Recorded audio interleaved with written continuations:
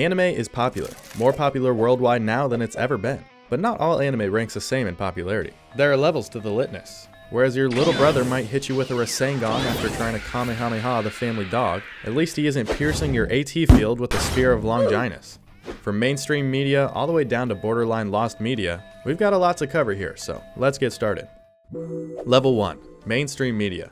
This is the most self-explanatory level. These are your big dogs, so to say, of the anime world. Anime's so big they're typically just referred to as TV shows. These pieces are known in the mainstream by viewers who are not anime watchers. This category includes the likes of Pokemon, Dragon Ball Z, Naruto, and Attack on Titan, to name a few. These are the anime you can watch and still not refer to yourself as an anime fan. For example, I have a friend who is an avid anime hater. He loves to take jabs on it only because he's never seen it. Only for him to bring up his viewing of Attack on Titan in a casual conversation as if it isn't an anime, just for him to go right back to hating on anime. And honestly, the fact that he's seen it still surprises me to this day. Level 2.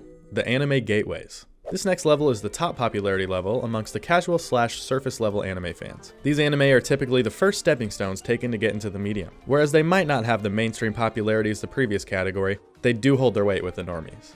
The anime in this category include Jujutsu Kaisen, Sword Art Online, My Hero Academia, Hunter x Hunter, and One Piece, amongst others. Now I hear a few of you saying, but what the flip, man? One Piece has to be in the top tier. No, it's not. There are many people out there who have only seen Dragon Ball, or only seen Naruto, or like my previous example, only seen Attack on Titan. Of course there are exceptions, but that's just not the case for One Piece. Now before you get all worked up, remember that popularity does not always mean an anime is good. An anime can only have 100 fans and be the best of all time. Your favorite can be on any level of the spectrum and still be a masterpiece. Level 3, the Certified Anime Fan. This is the tier of anime that diverts away from the mainstream. If you watch these anime, you're an anime enjoyer. You're more seasoned than the newbie by this point. You have the mainstream ones under your belt, and you're looking to do more than just dip your toes in. A perfect example of this tier is Full Metal Alchemist Brotherhood. Your dad, granted he's back from grabbing the milk, doesn't know what this show is. Your friend Trevor, yes, I'm looking at you Trevor, has written a 7-page essay review on My Anime List about how this is the best piece of media of all time. Some more examples of this level include Mob Psycho, Code Geass, and Frieren Beyond Journey's End. Level 4. High praise but low hype. This is the level where things truly start to get deep. This is the first level where the mainstream is a complete non-factor. Even amongst self-proclaimed anime fans, I wouldn't be surprised if these pieces haven't been watched or even not heard of. No one who is not an active anime watcher will have seen these anime.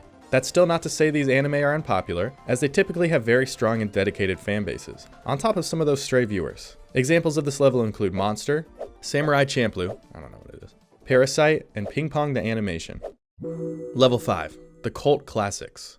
With only 3 levels left, we're moving deeper and deeper. This level includes animes with very little widestream recognition, however yet have very strong core fan bases. These are the type of shows you'll hear your 40-year-old coworkers argue are the greatest of all time. While similar to level 4, these works have little to no floater fans. Without personal recommendations, server surfing, or mouse scraping, it's very unlikely you'll come across these anime. That being said, however, these shows are still findable and discussed through said methods. Some anime in this level include the Tadami Galaxy, Perfect Blue, and Welcome to NHK. Now, before we dive deeper here, we need to understand what makes an anime popular. As I said earlier, being popular does not mean an anime is good. However, if an anime is good, it is more likely to be popular. It's pretty self-explanatory, but the more viewers with positive opinions on the show, the more fans there are to spread the enjoyment with those who have yet to see it. From personal recommendations to fan art to discussion boards, the names of those anime will get around. Now, to fully understand popularity, it's imperative we look at the inverse, unpopularity. Given how we are now getting deeper into the unpopular territory with these levels, unpopularity will be more relevant.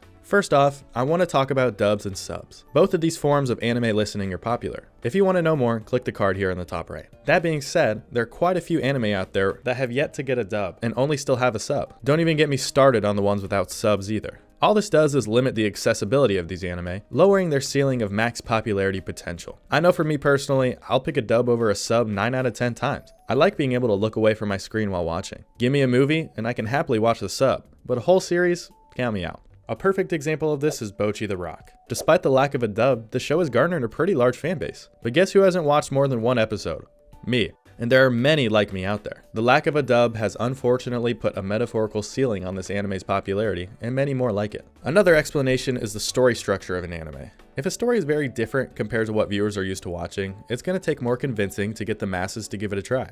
Shows that are experimental usually take some easing into for viewers to get used to them. A good example of this, and for the video's sake, a more popular example of this, is Steins Gate. Now yes, the first half of the show is fairly traditional, but it sets up the second half where things get freaky. Now I'll stop with Steins Gate to avoid spoilers, but it's a show I would recommend. The inverse of this is an anime like Naruto. This anime follows one of the most basic shonen story structures. With a straightforward main character, a straightforward cast, and a straightforward story, there's little here that'll surprise you. Whereas both of these variations of anime have their core fan bases, the one with the more popular form of story structure is typically going to win out with its ease of understandability compared to the norm. Of course, there are more factors that lead to the popularity, or in this case, unpopularity of an anime, but those were the ones I felt were worth covering before we move on. Level 6, Underground Anime. This level is the start of the end for easier to find anime. This is where things get truly obscure. These are the shows that get absolutely zero floater fans. Now these anime do have core fan bases, but they are weaker than the previously mentioned levels. This is the level where accessibility starts to become an issue. It's highly likely you won't find these shows on your major streaming platforms. Luckily, since the introduction of anime-specific streaming platforms such as Crunchyroll and others, this issue has become way less prevalent, but you will have to do some hoop jumping to access them. This level includes anime such as Paranoia Agent, Now and Then, Here and There, Casser and Sins, and Ao Bungaku. Level 7, The Dark Abyss. This just leaves us with our 7th and final level, what I refer to as the Dark Abyss. This level can go as far down as borderline lost media. Even self-proclaimed anime experts are very likely not to have heard of any of these. If we were talking 20 years ago, I would bet your mom's life savings that you would have zero chance of accessing these shows legally. And I would bet your dad's life savings that you wouldn't even have heard of them. Fast forward to today, and I would bet your life savings that both of those things are still true. Now, I know at least a couple of you watching this just lost your life savings. In the internet age we're in today, there's people curious about the obscure and hidden level, hence you watching this video. Now to scratch your itches, here are some of the deepest, borderline lost media anime I was able to find for this level. This includes Genocyber, Root Search, Hanoka, and Twilight of the Dark Master. Now I know I said level 7 was the final level, but in my research for this video I came across a special group of anime. Unlike all the previous levels, all anime on this one have a very specific top reason for their lack of popularity.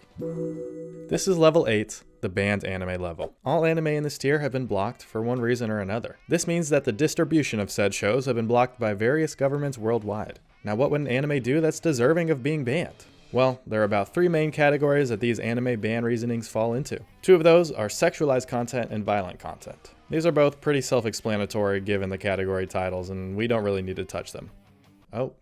And we don't really need to touch on them. The more interesting one, however, is for cultural reasons. Whether it's due to religious symbolism, heavy-hitting subjects, or misleading art styles, there's so much that can be covered here. For the sake of this video, I won't go on a tangent, but I'd be happy to make a separate video delving into this topic. Just let me know if you're interested in the comments below. Now, before I tell you the name of a few of these anime, I need to give you a disclaimer. I have not seen any of these, nor do I plan on it, unless I make a video on the topic. And on top of that, there's typically a good reason these shows are banned. Also, these shows usually just aren't good. That's not to say there can't be some diamonds in the rough in this tier, however. Contrary to it being the final level, some examples include Death Note and Attack on Titan both being banned in China, even more anime than that being banned in Saudi Arabia for the stupidest reasons. But I don't have any recommendations for the real hidden anime on this level that you're all here for. And why is that? Well, they just kinda suck. Despite not watching these anime in their entirety like I said, I did do my research and I did watch clips. And yeah, it's nothing I want to promote in this video.